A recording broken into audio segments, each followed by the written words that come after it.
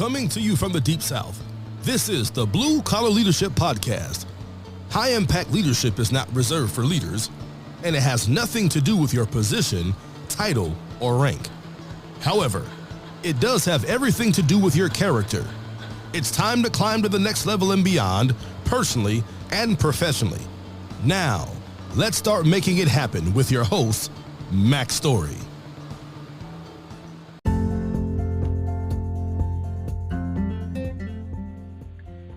Hello, everyone. Welcome to the Blue Collar Podcast. Today, I have the privilege of introducing you to Tim McGourty. And Tim is the owner of TMC Masonry in Boise, Idaho, and also Northwest Precast in Puyallup, if I said that right, near Correct. Seattle, Washington. All right, Tim. That's a hard one for me. That ain't not one of them Southern words I'm used to saying a lot. And then, my wife, Rhea, and I had the privilege of conducting 2 half-day workshops for Tim and his team in May of 2019, and we were actually in each location, and we focused on content from my book, Blue Collar Leadership, Leading from the Front Lines. But however, actually, we first met Tim back on March 3rd, 2019 in Louisville, Kentucky, while we were conducting a half-day leadership development workshop at a professional conference for precast concrete business owners and leaders and managers of those industries. And Rhea and I actually spoke there on my book, Blue Collar Leadership Supervision, Unleash Your Team's Potential. And we were speaking on how to lead formally. And that's where we met Tim. So, Tim, I got to tell you about Tim. You're about to get to meet him, and it's a privilege for me to introduce him to you. But Tim's one of those rare leaders at the top who truly gets it. And so, welcome to the Blue Collar Leadership Podcast, Mr. Tim. Good to be here, Mack. So how did you actually end up at that Louisville conference? So I, as you mentioned, I belong to the organization Architectural Precast Association, and I sit on the board. And every year, twice a year actually, when we have meetings that align with other precast associations, we look for things that the board members want to learn and things that we reach out to different, the director reaches out and finds individuals who have an expertise. And usually a year or 18 months before the meetings, a search is taking place. And in the case of the good fortune of meeting you, the search was that we had requested the director to find someone who was really a blue-collar motivational speaker that could bring something that we could put in front of our working frontline guys and women and get some better improvement from the overall culture that we were working in. And so I had flown back to that conference, and we had been there a couple days before the Sunday morning, March 3rd, that you and Rhea presented Blue Collar Leadership to the group. Okay. You wasn't ready for Rhea, were you? No, I didn't know you were bringing your wife, but it proved to be complimentary. Okay. So tell me about those 2 companies you have. Before we get into the leadership kind of discussions, I know you guys are outstanding in the Boise area, and I want anybody who's listening who's in the industries that you're about to describe, I'm telling you, if you're looking for an outstanding leader to support and an outstanding industry to get in, Tim's about to tell you about those right now. So tell me about the 2 different places and what's different about them, that sort of thing. So the company based out of Boise, I started in 1977 when I moved to Boise, and bricklayer by trade at the time. And we, myself and a couple employees that I hired, started in the residential field of masonry, and a short time later, 5 or 6 years later, moved towards the commercial side of masonry, and eventually within the next couple of years stopped doing residential work and strictly focused on commercial, industrial, institutional masonry subcontracting. So I've been fortunate to have been in business through all those cycles.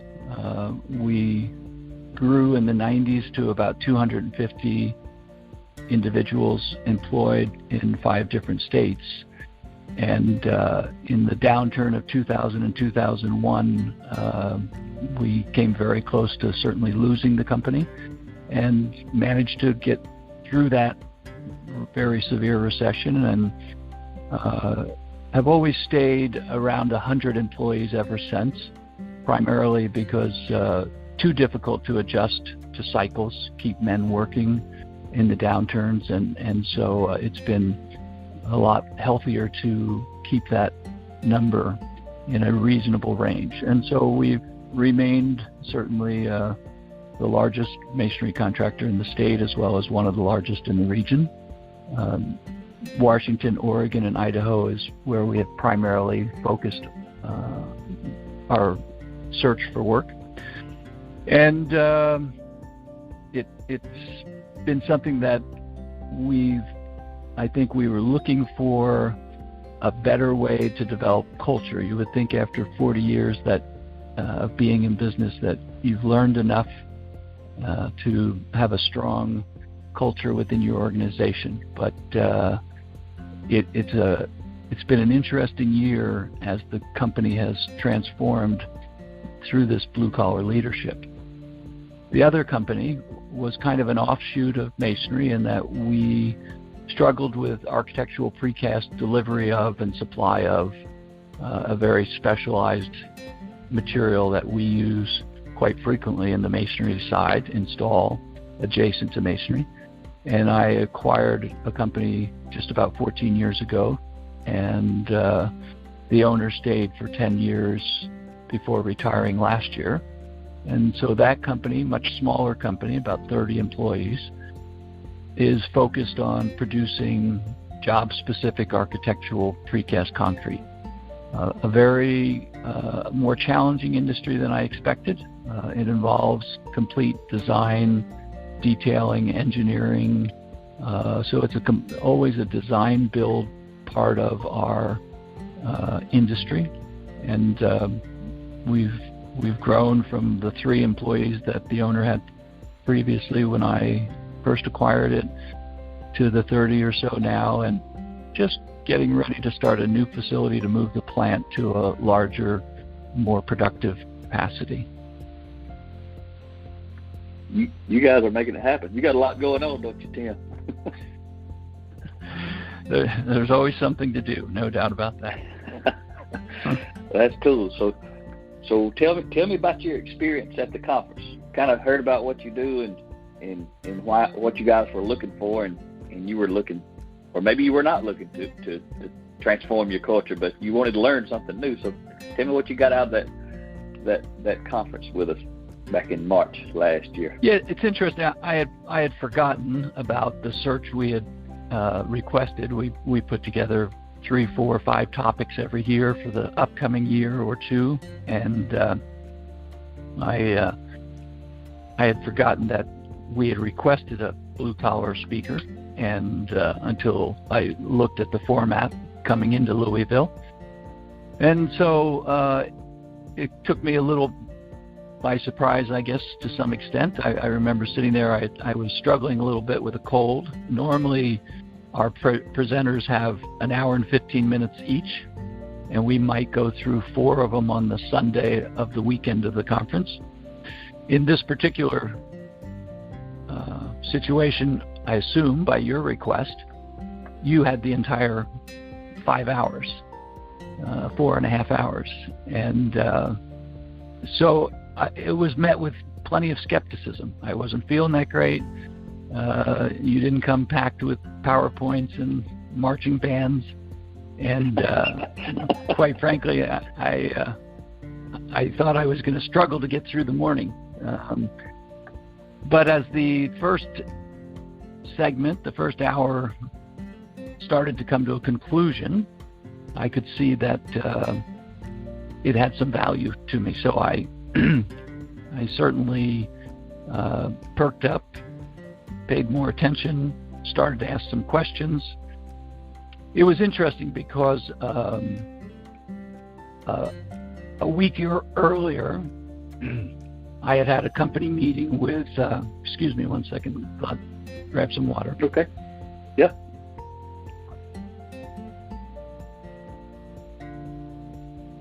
A week earlier, in a company meeting, we discussed the fact that our organization needed some change, and not expecting to find it in Louisville, but we were fortunate enough that what you were presenting clicked. I had lost a longtime employee a month earlier and had a number of discussions with him about his departure from the company and why. And he felt like the company didn't offer enough appreciation for workers, and that the culture within our organization was not healthy, was not supportive. So I was certainly, I think, primed to be searching for an answer.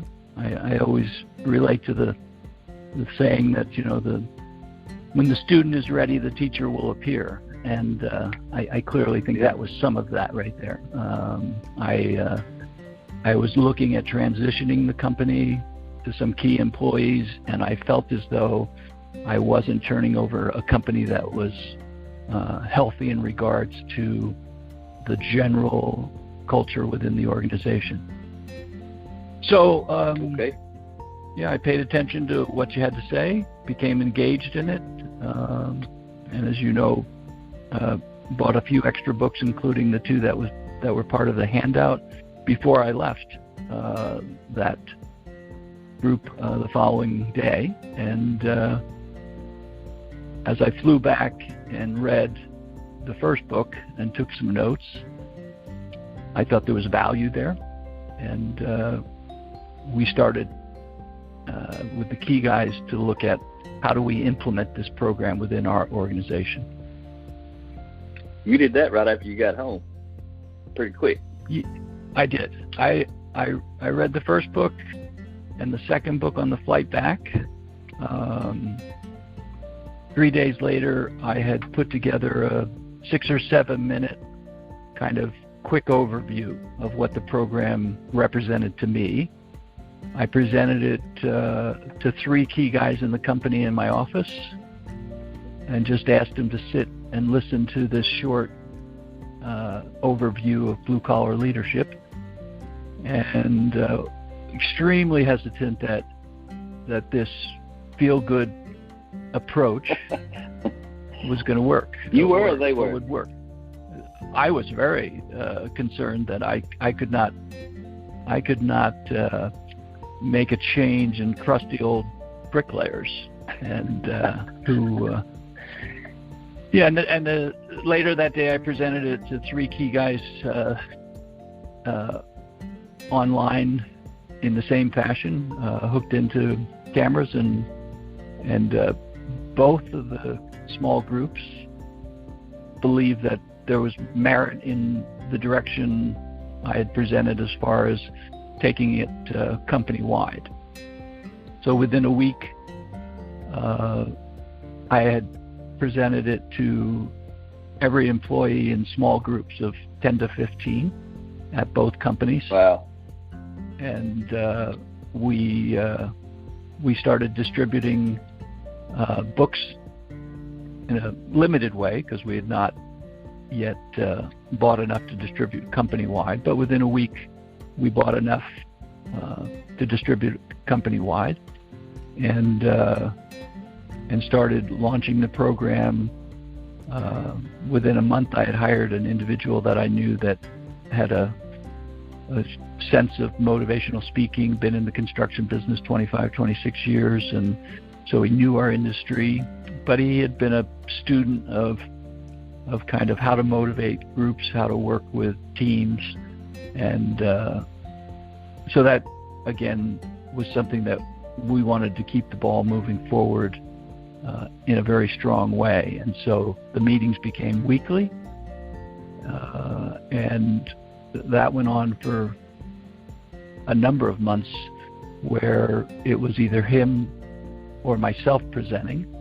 It was within a month we brought both companies together at 2 different locations, and really laid everything out, the direction we were going.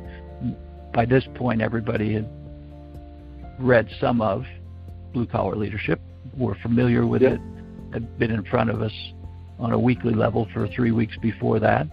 But this was kind of the opportunity to put it out in front of the group collectively, and the response continued to be very positive. And you're talking about that's when, after you bought the 400 books, part of that special offer, when we actually came out, that's when you put everybody together the first time? No, we put everybody together. There was a time before that. Yeah, we put everybody together at one location in Boise with TMC, and then at Puyallup with Northwest Precast, where we wanted to see the group interact collectively after everybody had been introduced to it and had been involved with it for 2 or 3 weeks. And that at that point we were, of course, putting out the fact that in 2 months you would be coming to speak to each company.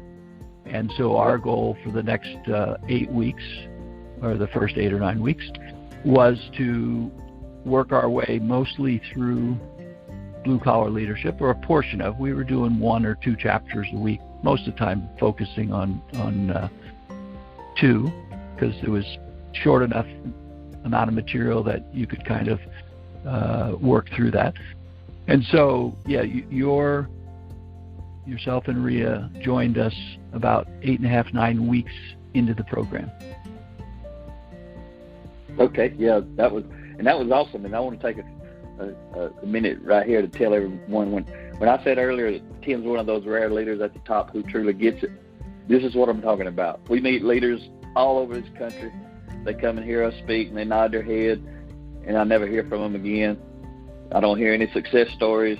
They come in there, they get fired up, but they don't actually take action. And Tim, as you can just witness from his story, he took action and took action again and took action again, and you're still taking action, Tim. You hadn't let off the gas yet, and you guys are getting results. And we'll talk about that in a bit. But just so you know, too, we've got about 13 more minutes left in the episode from a time standpoint. But not to rush you, I'm just telling you how much is left. But it's amazing what you guys did. And when we came out, I mean, you put the tent up in Boise, and we got out in the yard. You had the tent up, and you fed everybody good, and we got to spend 4 hours with those folks. So what kind of feedback did you get from them?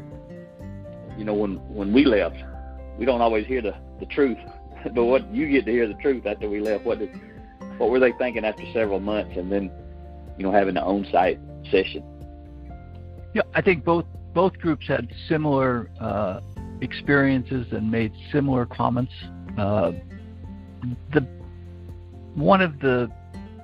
would guess the 2 really prominent outcomes from this, especially evident in the early stages, was that it was really about employees in general taking responsibility for their own individual lives and moving their own individual lives forward in whatever incremental ways possible. And the reinforcement was that we were there to help them, give them some vision forward, give them, encourage them, care about them. The words that are not used enough within organizations are the fact that these employees are what represent our company across the board. And we as leaders, unfortunately, accept a low level of culture, a low level of character to exist in our organization, and it just erodes the faith that these employees feel that the company is worth working hard for. And so this was a real, has been and continues to be a real challenge to keep them motivated, to keep them feeling as though they're appreciated, and that as a group, we want the culture that is going to be outstanding from a standpoint of other groups and entities in our industry. and we've certainly made inroads there, and we've lost people along the way. We've had to get rid of key people who could not support the process, and in most cases, those decisions, and it took months before we did that. We really didn't start to look at things until 5 months or 6 months into the program, where we felt like we've got to start to root out the people that are not going to support the direction we're going, and that has had a positive. You had to, right? Because they were derailing your integrity if you didn't do it at some point. But you tried to change them before you actually changed them. You gave them an opportunity to get on board. That's why it took so long, right? And that's a good thing. Yes, and it went on for 5 months, where we slowly continued to get rid of a few people and replace those people, and so the ones that were not part of, could not support it, they saw it coming and still could not support it, and so we felt we gave them every opportunity to become a positive side, and when they couldn't, it reinforced everyone else that this is the direction we're going to stay on. So that's a hard decision. I want to go back to and make sure everyone listening understands when you had us out there and you put everybody, in the tent or out in the shop at the Washington location. It was everybody. It wasn't just the formal authority leaders. You put everybody in the room, which is what I always recommend, right? And that's what you had. That is true. I did. Frontline, entry level people who nobody reports to. You've been teaching everybody to be leaders. Yeah, the effort has to be, I think, across the board. Yep, and you're doing it right. So tell me about this. And you've spoken to me before. I just want you to share whatever you feel comfortable sharing. But how have you been impacted personally? Because you can't transform your culture without something happening inside of you, I bet. Yes, that is a big part of it. And you would think after 42 years of being in business that your personal growth to stay that long hopefully was in a positive direction. But what I found in looking at other individuals in the organization and hoping for improvement, that without my own improvement, without my own dedication to self-improvement, I just couldn't sell the program. And so I've spent the last now almost a year, right? We're a week from March 3rd, reading, taking notes.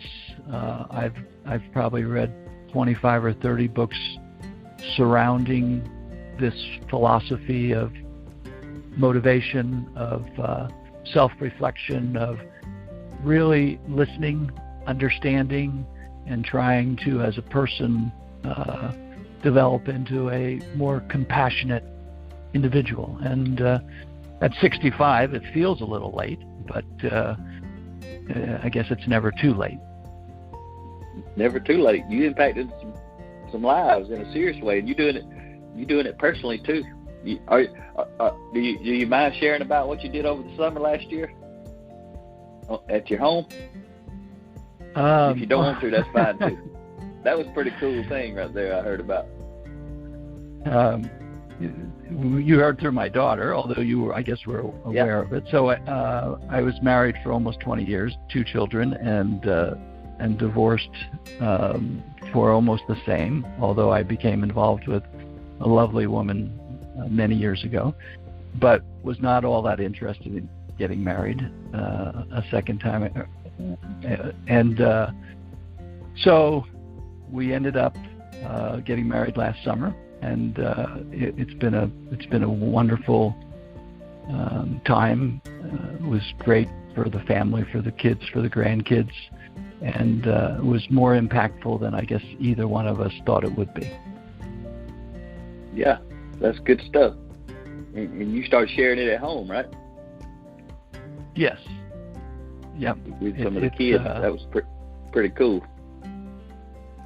Yeah, Mack had the pleasure of, without my knowledge, getting a text from my daughter that there was a change developing in her father. And although we've had a very close relationship for a long, long time, obviously, to have her reach out to Mack independently was, and he shared that with me, was a very warm moment.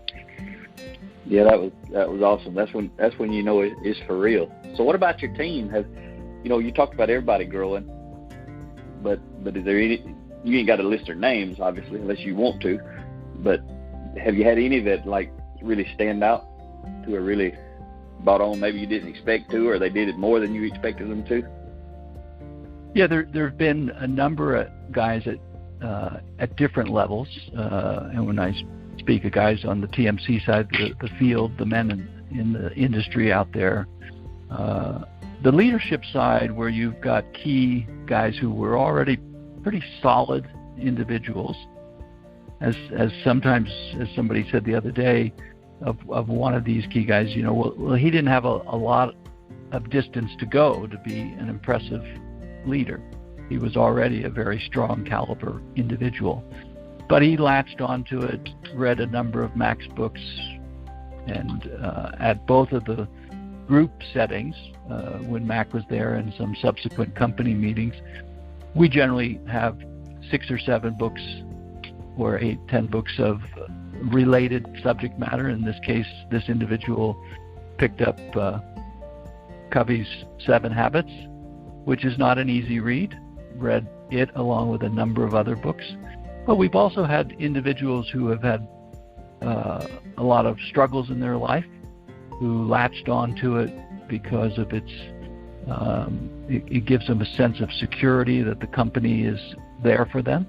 And so we've had a number of individuals who clearly have moved forward in a very dramatic way and becoming more key players in the company. And I think that certainly this theme here, this blue-collar leadership and everything that extends from there, is what has made the growth in the individuals much more dramatic, where they were sometimes in troubled spots, and now you can see them finding their way forward and becoming more and more responsible and happier individuals. That's good stuff, and they're helping you accelerate the journey by when they started buying in, it causes other people to buy in because they have more influence more frequently with some people than you probably do. Absolutely. Yep.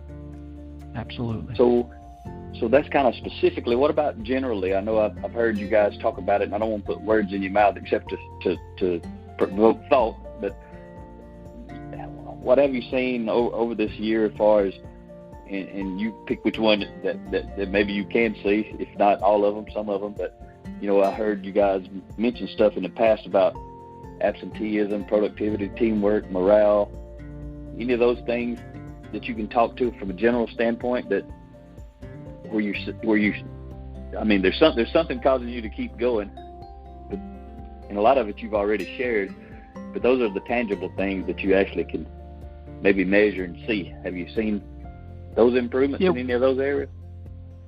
We track production daily. I see overall job reports every week. And so as we were implementing this about 4 or 5 months into the program, to reinforce it across the board, we came through with about a 12% pay increase. And this is after, probably because of the demand in the construction industry, this is on top of the last couple of years where there had been 15 to 20% pay increases across the board. And so clearly we reinforced that we were trying to change the culture, trying to help the culture, to help production, to help the company, and therefore the individuals to make more money. We're all, we can all think of loftier goals, but at the end, one of the biggest responsibilities we have as owners and leaders is that the company, from a capital standpoint, is solvent and solid and can withstand the recessions that come at us. And so, in general, we've been able to absorb these additional pay increases bonus structures and some other perks that we've included have been met with higher levels of production, and therefore the outcome, even after some significant increases, has still been above where we were. So there's clearly a better culture within the organization. It's easier. My foreman remarked on how much easier it is to manage the group now than it was before, because people look inward at themselves. If they're unhappy when they get to work, it's their responsibility to change their outlook on the day. And I know the term gets tossed around occasionally about, well, what kind of blue collar leadership language is that? Now, come on, what do you think? So those are the kind of things you know you're hitting home when they can make a joke, poke fun at each other on the topic. When they're recalling it. So just to honor your time, Tim, we've been 30 minutes. I got a few more questions if you've got a few more minutes, but if not, we can wrap this thing up, whichever one you prefer, because I know you got a busy schedule. I'm good. You can ask a couple questions. Okay. So that's cool. You said something that I say from the stage all the time, as I tell people, if you'll grow and develop your frontline people and help them lead themselves well, they're going to be easier to lead, because they're doing a lot of the work that you used to be trying to do that you really couldn't do. And that's what you described, right? When people lead themselves well, they're easier to lead for the formal authority leaders. That is correct. So another key piece, and this is important, I think, tell me how your cultural transformation has impacted your hiring process and your ability to attract better candidates than maybe you attracted in the past. I've heard you guys talk about that. That was pretty cool information. Yeah, we were at times part of that same syndrome that's out there, that the economy is so good that good people can't be found, that you can't find quality people, that you can't find people to come do the kind of work we do. Because let's face it, masonry construction, architectural precast, this is dirty, physical work goes on day after day. And what we found was, when we re-scripted how we went after help, and this was 6 months into the program, August or so, and the motivational speaker individual that still every Monday puts out drips of nuggets to every employee, just short Monday morning, blue collar things to get people thinking right out of the gate the right way. And so we rewrote ads when we were looking for people. We scripted it in the fashion of looking for the right people, providing the right benefits, being a team member. If you don't have character and you don't work hard, don't look at this company to come to work for. And so it was a combination of making sure it was evident that these were companies moving forward. These were companies who were establishing themselves as growth opportunities, as cultural experiences that are positive about care for the employees. Added pictures to some of the ads and really put them out there in a way that made people take notice to the fact that this wasn't just an ad for a bricklayer or a hod carrier or an operator. This was an ad for somebody who wanted to go somewhere forward, wanted to work in an organization where they were recognized, respected, and cared for. And I can remember getting at both locations, as we were starting to peel away a few people that we didn't think were ever going to fit the blue-collar script. There were times we might have 30 applicants, most of all who had jobs, who had good jobs, but they took interest in the fact that the ad was written in a way that drew their attention to a culture that was in a positive way. And so it was remarkable, some of the candidates that we recruited. And when you interviewed them, it was because of not that they didn't have a decent enough job or a fairly well-paying job, but that they didn't feel as though they were recognized for their value, that they were part of an organization that cared about them, that as far as they were concerned, their leader could care less whether they showed up or didn't show up next Monday. And so out of that, and we've done that routinely as we've looked for more people, and we've had a very similar, I remember we were looking for a quality control individual in the Seattle market, which is booming, and I had 100 applicants for quality control. It was startling. That was unusual. Yeah. That was unusual for you to have that many, you would think, normally. Especially of that caliber. These are people who have full resumes and are sending you a full resume. In our industry, that's not always the case. It's sometimes just they come in, knock on the door looking for a job. They don't have a resume, but a lot of these responses were from people who had respectable resumes, who were looking for a better place to work. That's awesome. And you're validating many of the things I share from the stage. I probably shared them with you guys back in March in Louisville the first time we spoke, but you didn't have your own evidence to support my belief, but now you do. And that's one of the things I tell people all across the country who, we hear it everywhere we go. People make the excuse, we just can't find good people because the unemployment rate is so low. And I always tell them, have you ever hired anybody who had a job already? And everybody raises their hand, yeah, we've hired somebody. I said, so you got the 97% who are employed to pick from and the 3% who are unemployed to pick from. So actually you got 100%. So there's no excuse, but you guys are living proof of it. It started with you taking action, but it allows you to lead better, right? When you got more candidates coming in, you can pick better candidates. You can add better candidates to your team, and it creates a momentum that you used to not have. Is that right? That is correct. Alrighty. So I know you guys at the end of the year, just recently, you bought 400 more books, which means we're going to get to come out there and see you guys 2 more half-day workshops with you and the team. So what, all that success you're having, what caused you to want to invest in 400 more books and get us out there again? Because you guys got it going great on your own.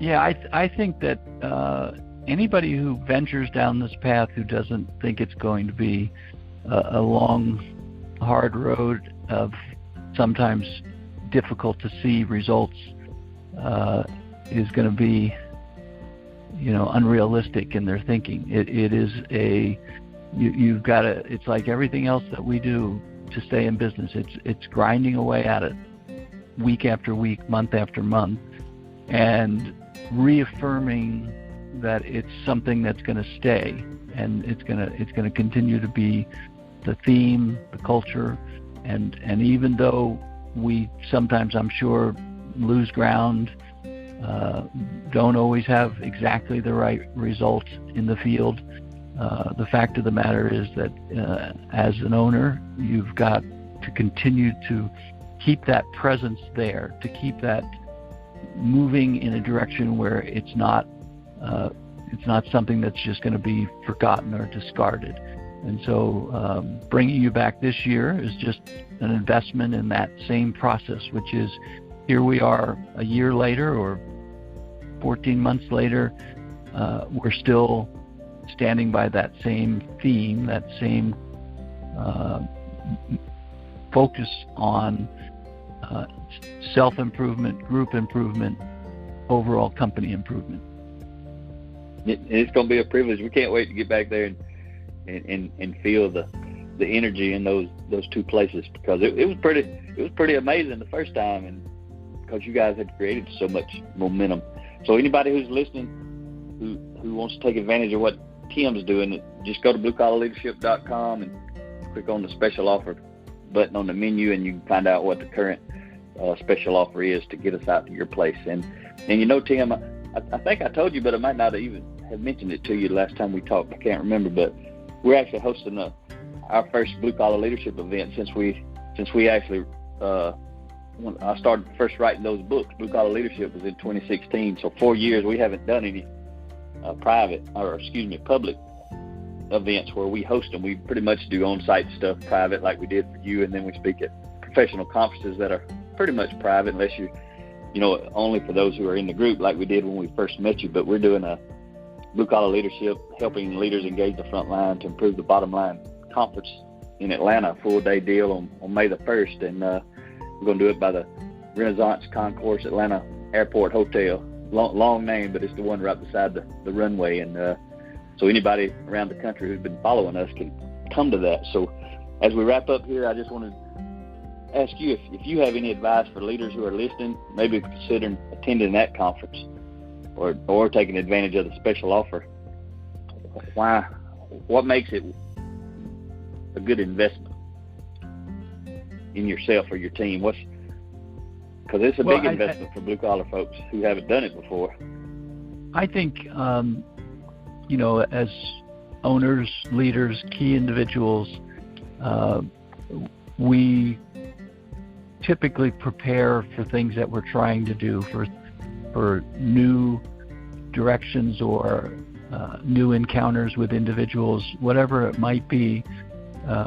Most of us prepare for them, and so that would be certainly one of my recommendations. Where I started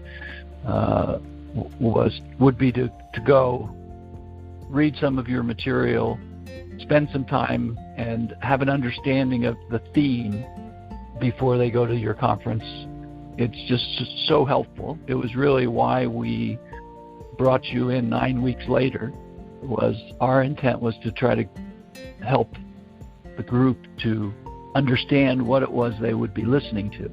So first would certainly be to just do your homework and research your program and understand it well enough that it really is helpful when they're sitting there and listening to you present it. Culturally, though, and individually, the ability to speak to words in an industry of construction like empathy, support, the presence of people around you who are paying attention, listening, respecting each other. These are not things that we associate with construction workers. But there is no doubt that the crustiest of them all took heart in what we were trying to do. And so we've just been fortunate to have a much healthier organization than previously. Yeah, it's pretty cool when you say that, because I remember being out there, and we at break, some of your team come up and some of them had tears in their eyes and stuff like that because of what they felt. Good stuff, not bad stuff, and that's awesome when you see that and get to feel that and experience it. One last thing, I hadn't thought of it till you were just talking, but you actually got invited to go speak about this at the same conference or the full conference that we spoke at, right? You were asked to go share what you guys were doing because of your results. Yeah, at our annual conference, which the one you spoke at is the biannual, the more kind of slightly reduced event for us. The annual one, yep, when awards are given and other things are handed out, the director who had followed some of our progress, and I had shared the story with him because he spends all that time looking for people and trying to help the group, and wanted to make sure that he understood that this particular occasion he had made a significant development in our group.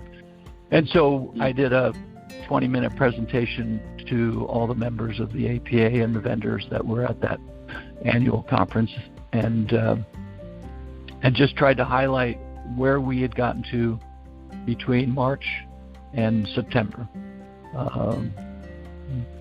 But it's interesting, even though I think some people clearly, many people came up to me afterwards and were quite inspired by the direction we had gone.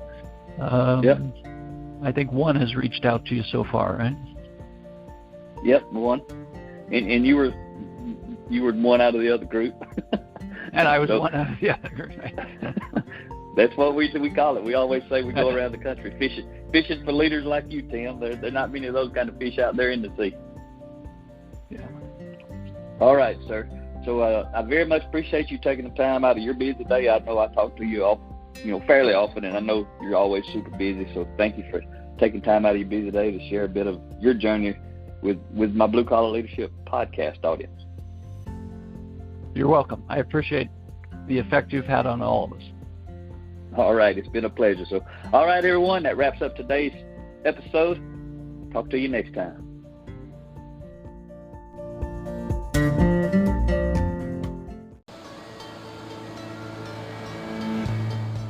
Make it happen or someone else will.